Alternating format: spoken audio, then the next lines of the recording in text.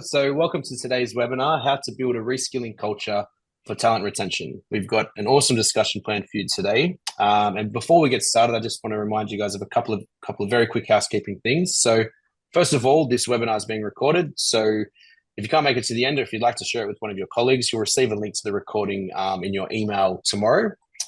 Second of all, this is an interactive session, so there are polls throughout. So we really encourage you guys to get involved with them. We're going to be discussing what's the outcome of those, in addition to what we've got planned to discuss as well. And last but not least, there will be time for a Q&A session at the end of today's webinar. So if you've got any questions for our panelists, please feel free to fire them in our Q&A box at the bottom of your screen, and we'll get to them at the end of the discussion. Also, panelists, if you feel like answering them throughout, feel free to do so as well. Speaking of which, I think it's a good time to introduce our panelists. So I might start with you, Dave. Thank you very much for joining us, and can you just give us a few words about yourself? Yeah, sure. Thanks for inviting me. So my name's Dave Milner. I'm probably known in social media terms as HR curator. I'm basically a corporate risk banker turned HR practitioner turned occupational psychologist and consultant. So that's basically, I seem to be not very good at many different jobs. I suppose that could be what people are thinking. I've been involved with the area of, in particular, people analytics for the last sort of 12 years or so, working at IBM from 2013 to 2018. And so I'm spending a lot of time looking at how we can use data to help deal with today's challenges. And one of today's big challenges is the reskilling debate, which we'll talk about. So delighted to be here, and hopefully we'll be able to share some things which I hope you'll find of some interest and some use. Thank you very much. Yeah, we certainly have an exciting discussion planned for today. Okay, Jakob, can you give us a regular on our webinars? Can you give us a few words about yourself, please? Yeah, so I'm a founder at DevSkiller, where for the last 8 years, I'm mostly involved in the reskilling and upskilling strategies and tools that support that. I have a background in computer science. I'm also a learning junkie, so I learn a lot of different things that I can. Recently, I was learning how to fly an airplane. So yeah, I really like learning, and I believe that lifelong learning is something that it's here to stay, and I'm very happy about that. So yeah, that's about me. Yeah, even forcing your employees to come on gliding trips for work integration events as well. Yeah, which was a lot of fun, to be fair. So thanks very much for those introductions, guys. Unfortunately, Aileen, who was supposed to be joining us as well as our third panelist, fell ill, so she's unable to make it today. So we wish her all the best. That said, we've got a great discussion plan, so we'll get straight into it. But before we do that, I'm going to launch a poll, which should appear on your screen now. And the question is, has your organization recently implemented any reskilling initiatives for employees? We have, yes, we have recently implemented reskilling initiatives. No, we haven't started. Not sure, but I'd like to learn more about reskilling. Our organization has been practicing reskilling for a while now. We want to get a bit of a gauge of where everyone is in the audience with the concept of reskilling and how this is being implemented at your organization, so we can structure our conversation accordingly. I can only see about half of the responses as well, so I'll let it run for a little bit longer. And we will share the results, or I will share the results in just a moment. I think we've tapped out. Okay, I'm going to end the poll, share the results. So 65% of you responded not sure, and I'd like to learn more about reskilling, and there were some responses for basically equal responses for everything else. So it's very good to see. Hopefully today's webinar will help with that right there. So let's get started. Basically, Dave, I wanted to start with you. Basically, varied background, as you mentioned, for whatever reason, with different experiences over the years. But I wanted to get your opinion about what has contributed to the growing popularity of reskilling over the recent years. I think for me, if you look over the last 3, 4, 5 years, we're in a very disruptive world, and I think that disruption, whether it's internally driven or it's being externally driven, is creating uncertainty for organizations and therefore uncertainty for individuals. From an organizational point of view, there is no doubt that technology is one of the key drivers. The pandemic seems to have increased the need for digital transformations, and that has created unease and a need for organizations to reassess what capabilities they need people to do in terms of jobs and in terms of skills. So I think the technology is the key thing. Jakob was talking about lifelong learning. That is becoming a really critical capability, which I think lots of organizations are trying to promote by this learning culture. So I think in summary, my view is we've got a disruptive world. We've got a technological world which is changing rapidly by the week, it appears. That's impacting upon jobs. That's impacting upon the volatility in terms of looking for capabilities in the labor market. And I think underpinning that, I do sense there's been a change in expectation. And there is no doubt that individuals who want to be engaged with an organization are probably a little bit more demanding, a bit more challenging. And we've known for many, many years, that a key driver of engagement is growth and development. And so I think we've got a number of these different themes and trends which are pushing this reskilling agenda. Now, one of the interesting things I see is as to, do organizations talk about reskilling because it's the thing to talk about, or is there a critical strategic need that requires it? And I'm sure we'll cover that in our conversation. But that for me is where it's coming from: disruption, organizational challenges, technology, and the impact it's having on jobs, and the fact that the workforce is maybe not so accommodating as it has been, and is therefore looking to grow and improve as we move forward. Mm-hmm. Yeah, we spoke earlier this week, and we were discussing about trying to sort of demystify this term reskilling, because I think a lot of people are talking about it and using it in their daily sort of conversations, but probably not fully understanding what it actually means to embark on. And hopefully, this webinar will be able to answer that for everybody here. Yeah. So, thanks very much for that, Dave. I wanted to sort of pass it over to you, Kuba. And obviously, at DevSkiller, reskilling is something very close to us with what we're trying to do with helping our customers reskill their workforce. But what have you seen in terms of the key challenges that organizations face when trying to implement a reskilling program for their employees? Yeah, so here I will focus on two, I believe, most important ones. So the first one is that the company needs to align the personal, let's say, growth or the personal, let's say, growth path with the company strategy. So we want to ensure that people are learning what's the most important for us as a company, but also what's important or interesting for them. Like forcing people to learn things that they're not happy to do. It's not like building a win-win strategy between the company and then employees. So that's the one thing. The second thing is that the case is that in the company, if you want to build an effective reskilling strategy, you need to have a skill mapping process, skill mapping project, whatever, that will show you the whole picture of your employees. So I would say 95% of the skills mapping projects I've seen in my life for the last 8 years were focusing only on the job position skills. And if we have Justin as a marketing director, I know that probably you know something about the marketing, because otherwise you won't be working as a marketing director. If I have a Java developer, I can bet that they know how to code Java. What I don't know about them is about their background, about their interests, passions, etc. And if we right now want to reskill some of our employees into, cloud engineers, there is a huge shortage of cloud engineers right now. If I will look just on the job position skills, then all of my Java developers will look like, the same from the perspective of the reskilling to cloud engineers. But I can bet one more time, 10 to 1, that a lot of them have some background in infrastructure management, in system administration, database administration. Maybe they learn cloud, maybe they use cloud in their previous job, etc. And I don't know that.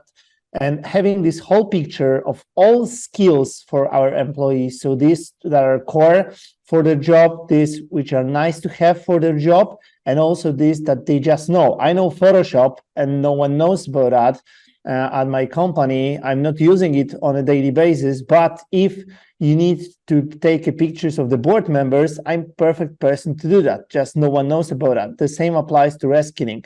There are people who are perfect candidates for reskilling into various areas, but we don't know that. So yeah, the first thing is like, and the first challenge is ensuring that this growth path of our company is aligned with individuals, and that we have a whole picture of the individuals, because that's something that allows us to optimize the reskilling processes across the whole company, not only across like, one person or one team or something like this.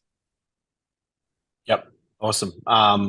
Dave, I could see you nodding in agreement. Is there anything you want to add there? Absolutely. I think that the strategic alignment is absolutely critical, and I think, I have had a number of conversations with people who said, yeah, but if we reskill them, that's going to make them more interested in maybe looking elsewhere. And I think, underpinning all of this is the fact that reskilling is a part of looking at future-proofing our organization, making sure that we're fit for tomorrow as much as today. And you've got to do the same for the workforce. And yes, you are increasing their capability to be, if you like, stolen by your competitors. But that's where, this whole area of the employee experience, employee engagement, all these initiatives, these are so damn important, because reskilling is not the answer to everything. It's a really important part of what we need to do. But alongside it, we really need to connect with the employees, get them to understand why it's important, what's in it for them to do it. So, I just agreeing entirely with what Jakub was saying. This is a really important initiative that we need to be taking a considered view about. You can't just decide to do this and right, that's it, finished. This is as Jakub was saying right at the very beginning. This is a lifelong learning, and that's really what I think is a big shift that's underpinning all of this. Mm-hmm. Yep, definitely. Thank you both for those responses. I'll come back to you, Jakub. You did mention, I guess, in a sense, talking about the importance of skill mapping, but what are some of the strategies and approaches that organizations can use to identify the specific skills and areas where reskilling is needed most? Obviously, we need to start with mapping them, but what are some other strategies and approaches that you can think of that will help to identify these areas? Yeah, skill mapping, I believe, is not about that. Skill mapping is more about having the as-is stage or should-be stage, so where we are or where we should be as a company today. Because, there is always a difference that we see when we roll out our tool for our customers, that they say that's the skills that we have today. And we say, no, that's the skills that you believe you have today. But like when we'll ask people and roll it out, you will see that the reality is different. But in terms of this strategy, it's basically all about the strategy. So it's about where we want to build our competitive advantage, which skills should be a core skills for our business, which skills should just support our business, which skills we should unlearn, and which skills we should buy simply on the market. So it's about that. You can be a telecom company, and it's your strategy where you want to build your competitive advantage. Is it the quality of the network? Is it about the complexity or simplicity of the offer?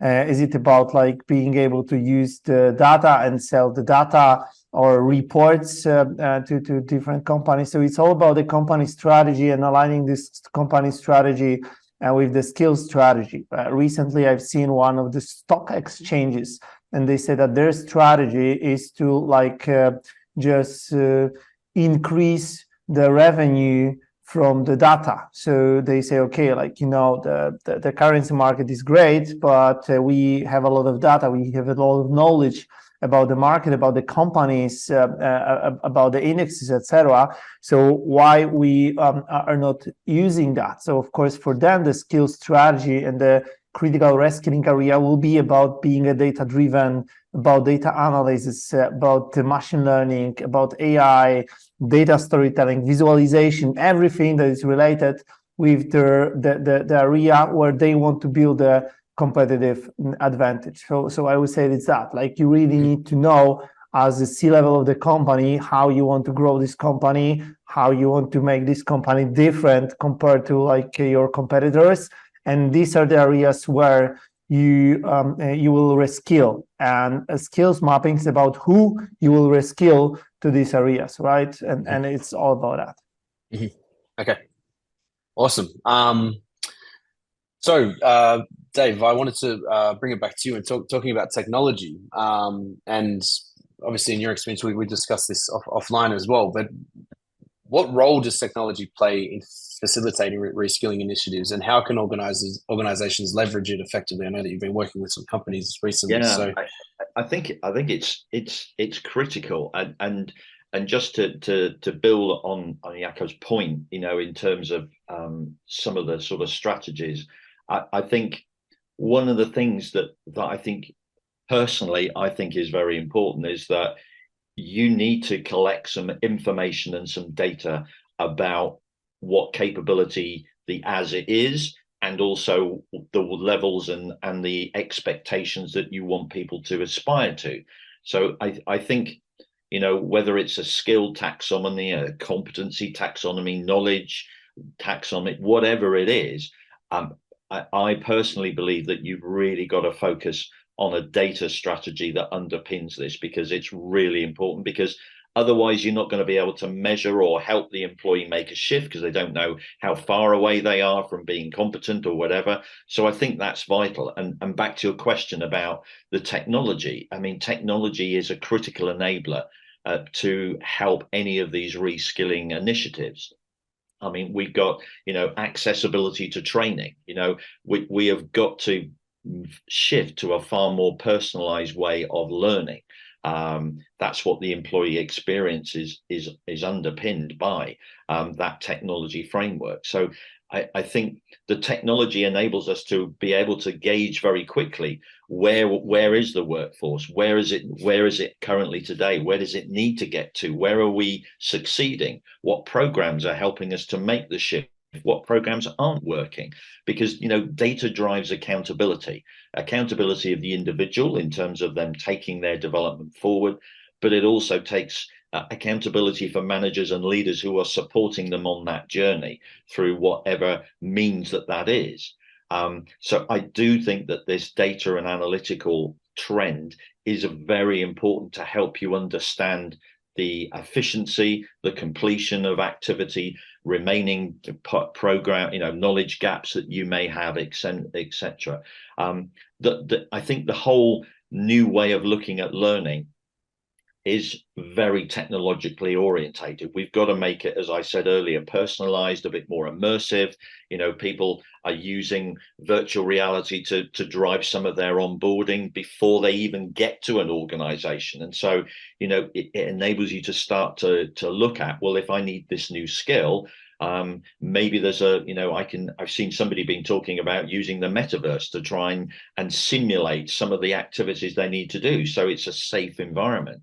So technology, I think, is a phenomenal aid to helping this reskilling activity. It's not the only way, but it doesn't half make it easier. But underlying it is it enables us to assess the success and the support levels that may be required to help people on that learning journey. So, you know, technology, if you're trying to do a reskilling program without technology, good luck. I'm not saying it can't be done, but you're going to require a lot of resources to be able to do it effectively and to cover all the points that Jakob was talking earlier in terms of, you know, getting ready for it. So I think it's vital. And I guess, you know, Kuba, you'd be saying the same thing. It's vital to really tap into a technology framework to drive this forward, I suppose.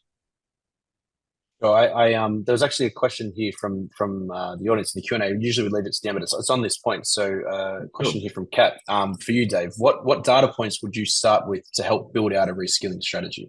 Right. So I personally would, first of all, assess what the current capability is of the group of employees that you're targeting that need to improve. So I would assess what their current capability is. So it's not just the area that you want them to reskill in, but I'd also be looking at all the other complementary areas. So I think it's so vital to do that, because if you're then putting them through a program, which could be 2, 3, 4 months, you've then got the opportunity to reassess them again and gauge how successful you've been. And also you can gauge after each learning intervention or each training intervention exactly how successful that is. I worked with a shipping organization last year, and medium size, and I think they had some ship engineers. About 120 of them needed training because there was a new technology initiative, which therefore meant they had to learn it. So, but we didn't just assess, oh, well, how well do you know this X that you now need to learn? We actually assessed all their technical capability, all their behavioral capability. So it gave us a picture about the workforce. And then 6 months after the event, we were able to identify the shift that they'd made, but most importantly, which of the programs or the learning activities that they'd done had been the most successful. So that enabled us to learn for the next time this occurs, or to then broaden it out if you were trying to raise that technology awareness across the piece. I think what it found from my recollection is that about 95% of them achieved the levels that they needed in this new digital area. But we'd also found that they'd also improved their problem-solving capability by, I think it was somewhere in the region of between 4 and 12% across this group of ship engineers. And so that started to create a lot of interest and a lot of perspectives about it. And one of the other things is that at the same time, we were actually able to measure the engagement of this group. And guess what? We'd found that their level of engagement had improved by 6% because they were doing training that was relevant, just in time, focused on what they needed, and it was done in a very involving way. So I think all of these things underpinned by technology enabled that to definitely happen. I hope that sort of answers that question in some way. Yeah, thank you very much for that, David. Appreciate it. And thanks for firing in the questions, guys. Please don't hesitate to keep them coming.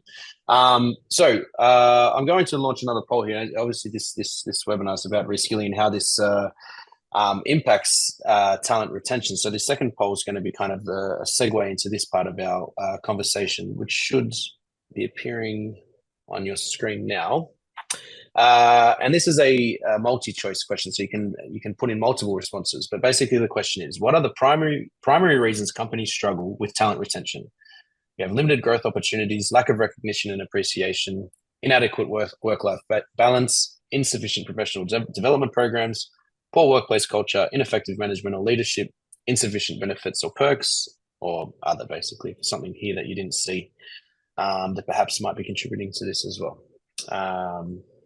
And I can see votes rolling through, but probably only about not even half just yet. So I'll let it keep going.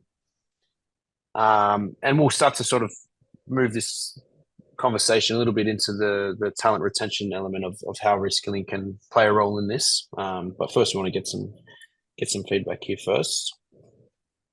And I got to say, it's pretty even, but still more than half of you to respond. So if you're just listening in, just drop in a vote so we can collect them all. Okay, I'll end the poll right here and share the results on your screen. Okay, so let me just make sure I see them all. Okay, so in first place with 72%, we had limited career growth opportunities, but then also ineffective management or leadership with 68%, very close second. And in third, lack of recognition and appreciation with 64%. We also got votes for pretty much everything else as well, but they were the top three. So I'll stop sharing there.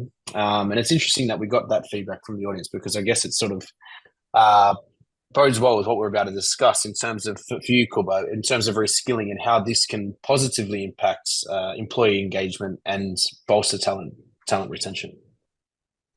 Yeah, so here, as Dave mentioned, personal growth is one of the most important things for the employees, and I will focus on this vast majority that really wants to do that. So People usually want to learn, and they definitely want to stay attractive on the job market. So when we allow them to do that inside a company, and they like the company, they like the culture, why should they change the job? Most of the IT people that change their job is because they were burned out on the job that they're doing right now. I'm, for example, like a .NET developer for the last 20 years, and I don't want to do that anymore. I want to change to cloud security, whatever. And what I hear from my manager, you're a very good .NET developer. We need you. Just do that. And what I do, I quit and I go to the other company that hires me as a junior security engineer. And my company hires as a junior security engineer a guy that left this second company because they didn't allow them to do that. So that basically pretty stupid. That we allow our great employees with the great culture fit with the company to just feed the candidates funnel for our competitors. So that's the one thing. Also, if we know that we need to, as well as our employees, be attractive on the job market, but from the other side, then allowing people to learn to update the technology that the company is using, enter the new technologies that always allows you to do things faster, cheaper, better, etc.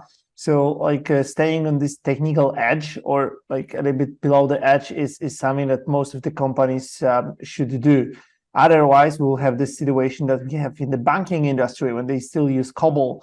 That was developed many years ago. It's extremely hard to find specialists here.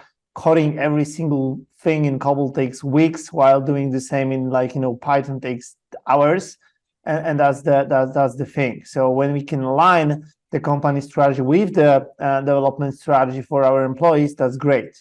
The problem that the company often run into is that they think about replacing talent instead of retaining talent. So let's say that we have a company that is going through a cloud transformation. What they think, okay, we will use cloud in 3 years, so we need to hire 300 cloud engineers. So let's do that.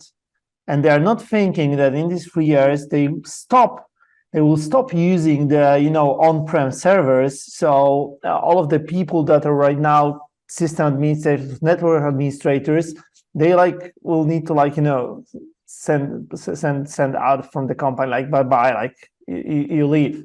And what they should think right now is to align these strategies. So they should say, okay, we need 300 cloud engineers, but it doesn't mean we need to hire 300 cloud engineers. We need to have 300 cloud engineers. The first thing is that you won't hire 300 cloud engineers because every single company in the world right now is trying to hire cloud engineers, and there is a shortage of that. So you need to build this talent internally. Of course, you need to have some experienced people. So let's hire 50 cloud engineers, and they will be just let's say seed for this whole team. But then we need to build internally the rest of them, and then all of these cloud engineers will be very happy that they can learn new things, that they can use new skills, and they will be still attractive on the job market rather than left in the area that is dying. Of course, maybe not in every, but in some companies, there are people who don't want to learn. They want to hold the word and stay forever the same. And they will, of course, do everything to stop this reskilling, etc. But the question is, if we want to have such people in our organizations, if they are just breaking and holding every change that is going in the right direction. So yeah, I would answer this question that way. Mm-hmm. Yeah, I think thanks very much for that. I think I'm just looking over the poll results here, where I think you quite accurately sort of responded to the limited career growth opportunities as well as this ineffective management. But I thought maybe Dave, to sort of sign off on this, one of the other big responses here was lack of recognition and appreciation. So can you maybe comment on that in terms of what reskilling can do in this particular area? Yeah, it's an interesting one, and I think relating to that recognition, as well as just building on the points that have been made, is that I got involved with a very large conglomerate, and they had a problem with. And I guess that one of the key messages here is that reskilling isn't just for the sexy jobs. Okay, this was for security officers. So these are the people who are on the docks overnight, who basically make sure that nothing is stolen and all that sort of jazz.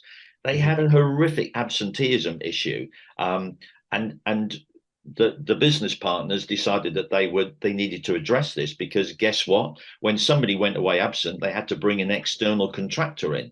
And that cost a lot of money because it was last minute. Anyway, to cut a long story short, they did the business partners corrected a lot of qualitative feedback, in terms of how the people were feeling, the security officers were feeling, and basically they're bored. They didn't feel connected to the organization. They had no opportunity to improve, and didn't feel appreciated and didn't feel valued, because they felt at the bottom of the food chain as having, one of these very low value process roles. Anyway, they completely changed the whole thing by managing them differently, communicating differently with them, even giving them modular learning, and even giving them some work, which was still pretty routine, but they could do it during the night shift. And guess what? Absenteeism dropped phenomenally. I think last year they saved 350,000 euros in contractor costs because of this absenteeism. So I think the critical thing here is recognition comes from managers and leaders. It's about feeling valued. It's about feeling appreciated. And I think if you don't do that, then the first thing you're going to see is absenteeism, burnout, people making excuses, or people, if you like, presenteeism, actually just doing just enough. And that is, there's nothing worse than just enough. So I think, reskilling is touching many different elements. It's not just an initiative that you do it and it's done. It's also linked into some of the cultural behaviors that are embedded in your organization, and the recognition and the engagement and etc. Those are some of the critical things that reskilling will help, but you need to address those cultural challenges, I guess. Yeah, it's interesting. You sort of segued into my next question here. We're talking about measurement, and this one's for you. But how can organizations measure the success of their reskilling efforts in terms of talent retention, overall employee satisfaction? You had this point here about the saving on contractor costs, but what are some tips here in terms of measurement? Yeah, I think I mean, the first thing is, please, as I've mentioned earlier, please assess where people are starting from, and then you can reassess them after they've been through a part of the journey or been through the complete journey. So, assessing capability, really important. Organizationally, retention rates, obviously, or attrition, those are metrics which you can very clearly have a look at. Employee engagement surveys are undoubtedly going to give you an indication about how the workforce is feeling, and you can then focus specifically into areas that relate to growth and development, recognition, and maybe managerial effectiveness, etc. So there are specific criteria within an engagement survey that you should be focusing on. Don't just look at the total thing, really hone in on some critical things which are going to support the implementation and the success of your reskilling program. Obviously, completion rates, how many people have been through it, how many people dropped out of it. And I think, for me, I spend a lot of my time looking at business impact. So, what's the difference in productivity? What's the difference in customer feedback, customer experience? What's the difference in quality, innovation, customer satisfaction? So all of those types of things we should be looking at. And I think one of the things I spend quite a lot of time doing is looking at what's the difference between this team, which happens to be performing at quite a high level, and these teams, which seem to be performing at an okay stroke, we're just getting away with it level. And I think sometimes it's quite interesting to compare why is that one doing so well? Why is that set of teams doing so well and that one isn't? Because I think it then starts to give you an indication about, it could be about the reskilling application. It could be about their learning capability, but it could also be around some of the other areas where the audience was commenting, on recognition, work-life balance, engagement, managerial effectiveness. So I think that's quite important.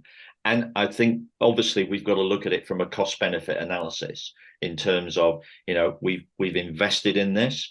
What is the benefit that we're going to get from our projections, but also realistically down the line when we've done it, what has happened? Because we've got to continually learn about this, because reskilling, I think, is going to be just part and parcel of the normal way things have to happen now across organizations, because disruption for 2023, guess what? We got some more coming next year, which we don't know about.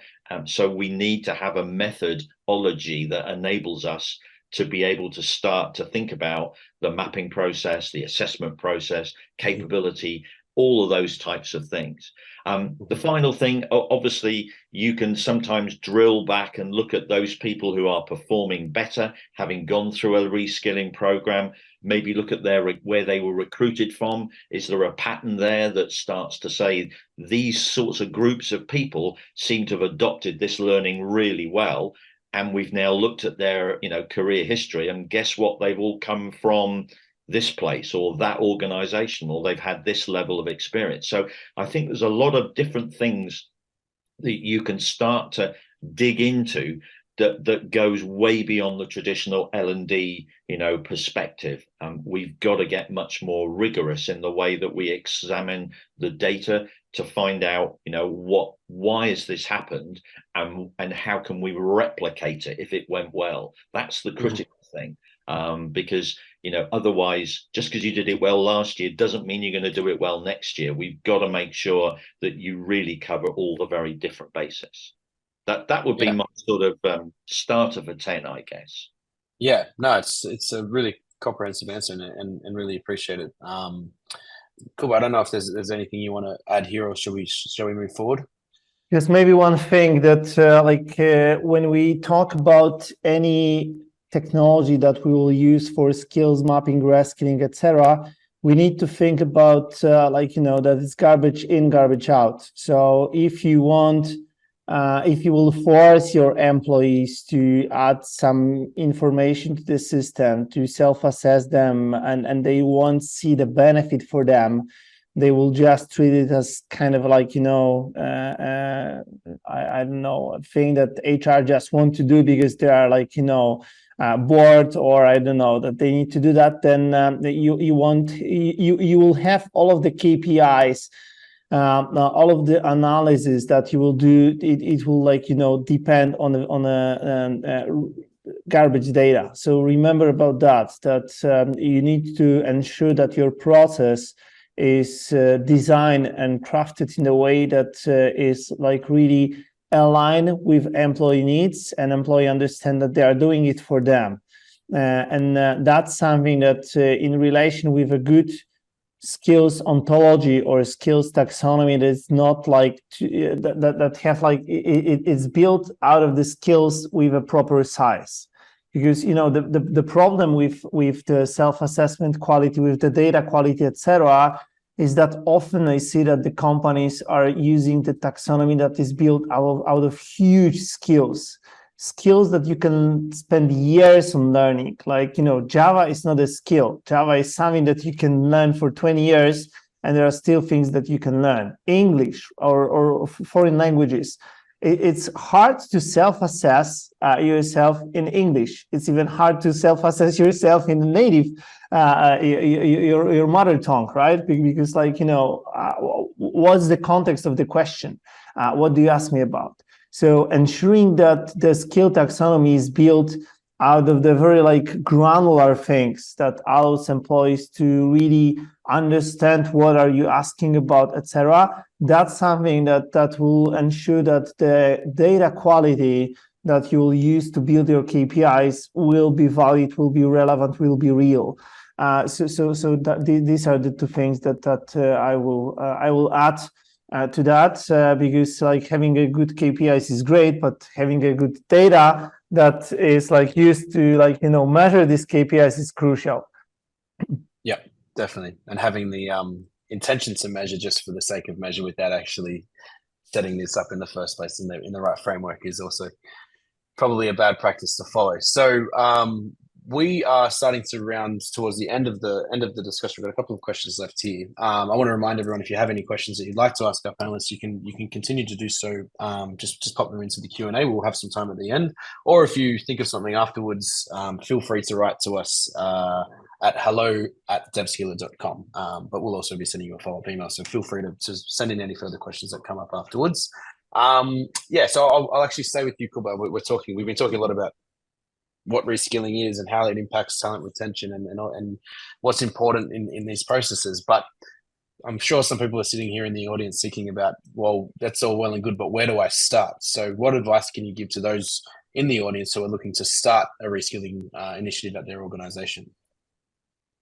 Yeah, so I would say that there are two layers of this one. The first thing is that if you want to start doing a reskilling, just do that. In the area that is kind of a low-hanging fruit, every single company usually knows where and why they need a new skills, and just like look for people, startup, etc. It's of course not something that will allow you to build a reskilling strategy and implement reskilling as a kind of like, competitive advantage, etc. But that's something that will allow you to start, right?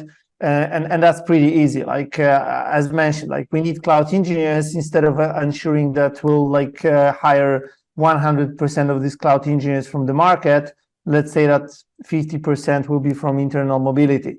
And then let's look for the people. Of course, we'll look for them with use of their managers that we hope know them and know their background, etc., and try to do like an internal recruitment. The second thing is that if you want to build a real reskilling approach, then of course the first thing you need to do is to map the skills and map the current state of your company, because that's something that will allow you to answer many questions. The first question is, where do we have skills? Where do we lack skills? Where are our skill gaps? Then you can also try to predict how the market is changing and ask yourself a question: if we lack the skills in the areas that will be automated with AI, or we lack or we have majority of our skills in the area that will be automated with AI, then we are screwed, because all of our competitive advantage will go out in with the rollout of AI. And then knowing where we have the core skills, where we have skill gaps, who have which skills, etc. Then we can define and design a to-be state, so the state in which we want to be in the year, 2 years, or 3 years, and then to just combine these two set of the individuals with their skills, all skills, not only job position skills, and the skills that we need as a company in 1 to 3 years, right? And then mixing all of this, it's pretty simple. It's about optimizing it. Okay, I have Justin that knows this and this. I have Dave that knows this and this, and I will reskill Justin into this area, or I will suggest to Justin that he can reskill in this area. I will suggest to Dave that that's the area where he can develop. And if you will agree, it's all about providing the trainings that we usually already have to the companies. The most important thing about the reskilling is that remember that reskilling is very individual. It should be elastic. We shouldn't go with a way that, hey, I will right now run the training program that is one fits all. I will get 100 developers and reskill them into 100 cloud engineers. No, every developer is different. They have different background. They need to learn and focus different things. I need to know where they are to design these career paths. Also, remember that in the good skill ontology, the skills are interconnected. It's not that today I will say, okay, I will just draw one skill and say, okay, I will learn quantum physics today. No, there is a whole list of prerequisites that I need to learn before I will even understand the introduction to the book of the quantum physics, right? It's about the maths, the physics, like all of the tools that I need to do. The same applies for the business skills. If I want to like build ships, as Dave mentioned, and I want to learn this new technology, probably there is a whole set of skills that I need to know before I will qualify for this training. And that's what we need to learn and we need to know to start it. So I will say that the prerequisites for building a reskilling strategy is to have a good as-is snapshot of our organization and the knowledge in where we want to be in the next couple of years, and then connecting these two things, all about technology that you can use to do that. Yeah, but most importantly, just get started as well, right? As you said at the very top. I was gonna get your take on this, Dave, but I thought I might actually ask this Q&A question to you here, which is from someone in the audience is asking, what role does soft skills play into reskilling? If you could comment on that. I saw that question, and soft skills, I call them power skills. Okay, and the reason why I call them power skills is because they are the skills which machines are probably going to find the most difficult to replicate. So things such as influencing, communication, those are the sorts of things. Innovation, these are the sorts of things that machines will find it more difficult. I'm not saying they won't get there, but more difficult to replicate. So my view is that these power skills, I think, are becoming more important as we augment technology into the way that we operate. So if as we've said all along, if this is going to be an important part of your strategy moving forward, the use of further technology, different technologies, it may mean that you need to fine tune and hone up to a higher level than you're maybe at the moment. Some of these, what I call power skills, you may call them soft skills. So I think that's absolutely right. And the only thing I would just add to what Kuba was saying is try and involve leaders in this whole planning process when you're doing reskilling, because it's really vital that they are invested into the outcomes as much as invested in supporting and helping the employees on their journey. I think that's one of the things I've learned where I've seen it not go so well, is it's just seemed to be another HR initiative. And I think we need to focus it around, this is a business initiative that focuses on these particular things. So that sort of answers, hopefully, that question on the soft skills, and just reiterates a point that Kuba was making. Yeah. I really appreciate both of your insights there. And I can see more questions rolling through, which I want to get to, and we will get to. But I want to just sort of finalized our last poll here, which is just to sort of shape up our last question, and then we'll get into the open Q&A. So you should see it on your screen now. And the question is, what future trends and emerging practices in reskilling should organizations be aware of? Again, this is a multi-choice response. You can leave multiple responses. We have AI-driven personalized learning paths, continuous learning, micro-learning and bite-sized training modules, data-driven skills gap analysis, collaborative learning and peer mentoring programs, cross-functional training and skill diversification, gamification and immersive learning experience, remote and online reskilling opportunities. And again, we have other as an option in case there's something that's not there that you can think of. It's just to sort of shape up our last question here about future trends and what to expect in the coming years as best as we can. Knowing the very nature of reskilling is that we're changing changing continuously, basically. So let's let these last few responses come through, and then we will jump into the final question and go to the open Q&A again. Still see some responses come through, so give it a couple more seconds and stop it right there. Okay, so the results should be on your screen. They are.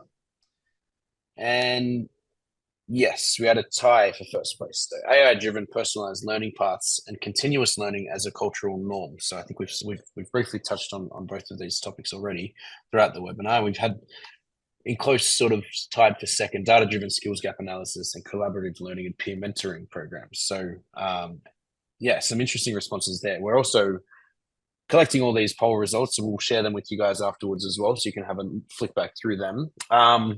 But But I will go. I guess I'll go to you, Kuba, and then Dave, we can sign off from you. But basically, in your opinion, what are some of the predictions or stuff to expect in the coming years in terms of reskilling aimed at enhancing specifically talent retention? So the first thing is, I believe that people, like, relating the reports that are, like, issued recently, it said that even, like, 80-90% of the workforce globally need to reskill in the next 10 years or something like this. And I believe that individuals see this thing. So in terms of the employer branding, I believe people will start moving and choosing the companies that have an effective reskilling project or process, because they believe that that's the company where they want to be, because that's the company that will make them safer on the job market, ensuring that they're acquiring all of the new skills and they are not, like, self-dependent only on the things that they will do. So that's the first thing. And of course, that will, like, force the companies to implement the reskilling projects and provide trainings to their employees if they want to stay attractive on the job market. So that's where I believe the companies will face. The second thing is that what I see right now, it's a huge delay in implementing the skills or competency strategy of the companies. So the companies have their business strategy that they want, for example, to increase the revenue from being data-driven, but they are waiting for training people, for skilling people, for reskilling, etc. And the question is, why do you wait? Like, there is no time to wait. If you want to, like, implement this strategy in the next 4 years, you should start 2 years ago. And of course, if you didn't start it 2 years ago, you should start today.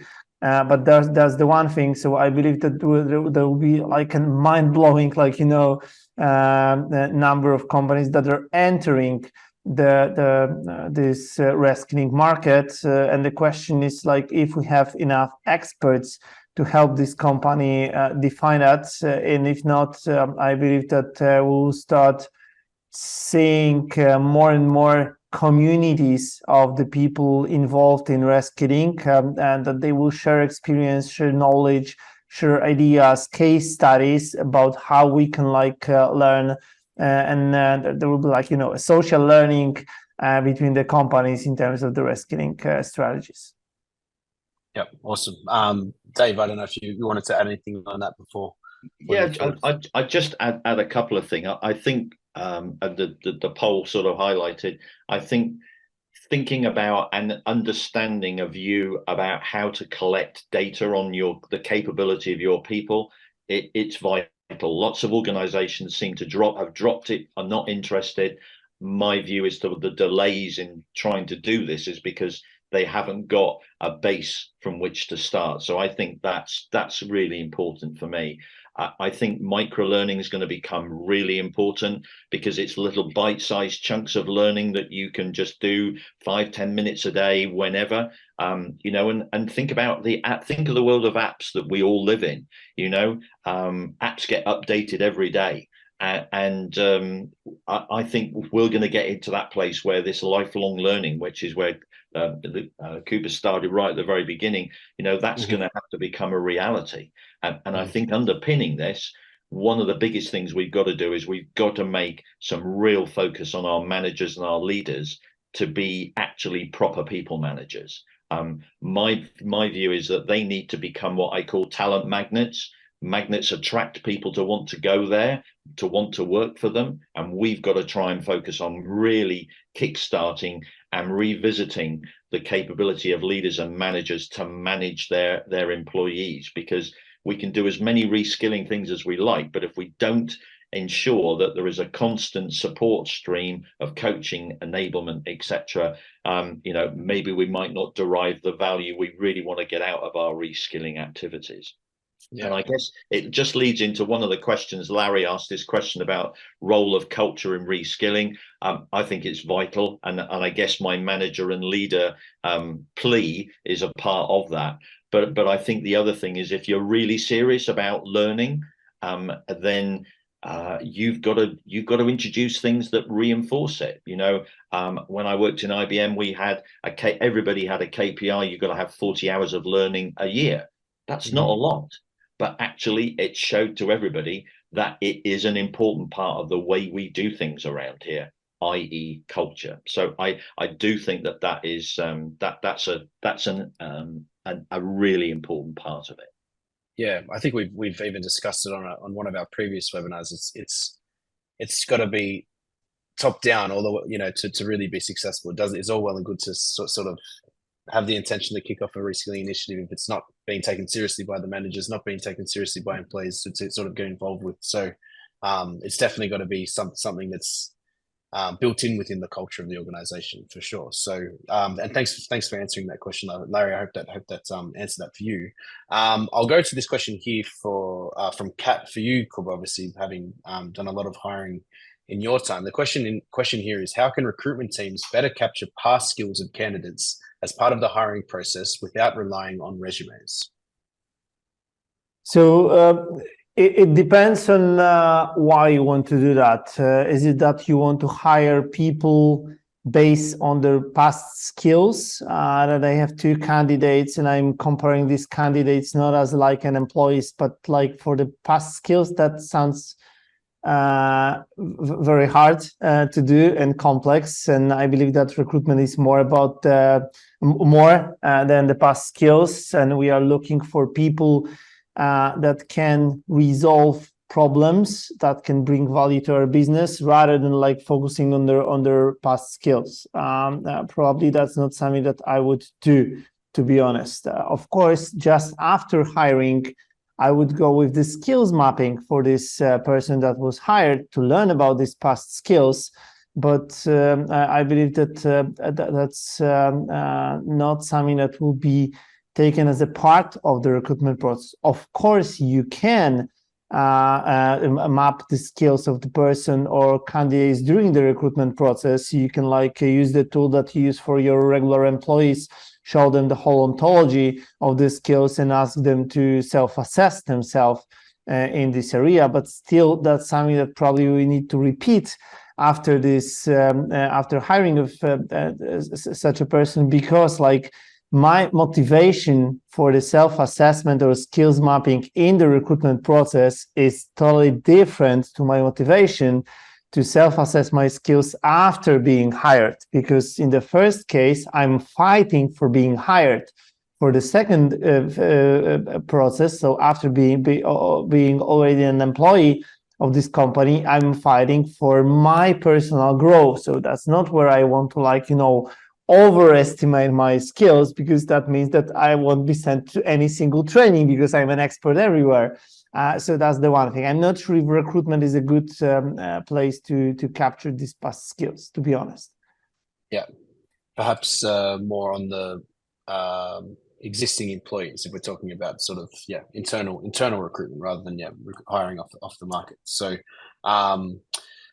final question here. I'll give it to you, Dave. It's a question from someone in the audience asking, what suggestions do you have to kick off a reskilling initiative if our budget is limited? So basically, someone with a limited budget, what advice would you have?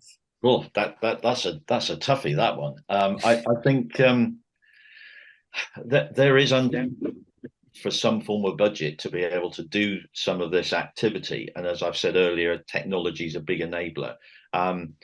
Maybe if you stand back from the situation, I'm sure you've got training and learning and development already in place. Okay, so that may already be there. So that's budgeted for and already working. Maybe you need to be asking the questions, are they developing the programs that are business critical to the organization moving forward? So, if you haven't got a nice new shiny budget to do this, maybe you should be critiquing what you've currently got and gauging whether it's really focusing on the things that are required for tomorrow. But so all the way back to where we started for this alignment piece, are we focusing on the alignment between this activity and where the organization wants to achieve in 2024, 2025? So that would probably be my cheap and quick answer to that question, I think, because I think we do a lot of things which are good, but are they essential? They're useful, they're important, but are they essential? And I think we've got to become a bit more differentiating in terms of what we're doing, how we're doing it, and is it adding the greatest value? Because that's where I think HR's got to really focus on. So that would be my quick answer, noting that we're near the end of our time. That's okay. Yeah, being clever with the budget rather than trying to necessarily find new money to start kick things off. So I think we've almost perfectly landed on the hour mark. So I want to say a very big thanks, first of all, to the audience for joining in and being really involved with the polls and the questions. It makes it for a very interesting discussion. We hope that you guys have learned something from today. As I mentioned at the top, at the beginning, we will be sharing the recording of the webinar tomorrow, and next week there'll be some sort of a small summary. We'll include the poll results and a bit of a written summary from that as well, if you want to share that or read over it if you prefer to do that. I'd also like to say a big thank you to Dave and Jakub for joining and sharing really interesting stuff with us today. And as a last thing, we will be having one final webinar in December, so there'll be invitations for that if you guys would like to come and join in. Again, if you have any questions for us, please feel free to fire them in. And hope everybody has a great afternoon, and thank you once again for joining. So thanks. Thank you guys. Have a nice day. Bye-bye. Bye-bye.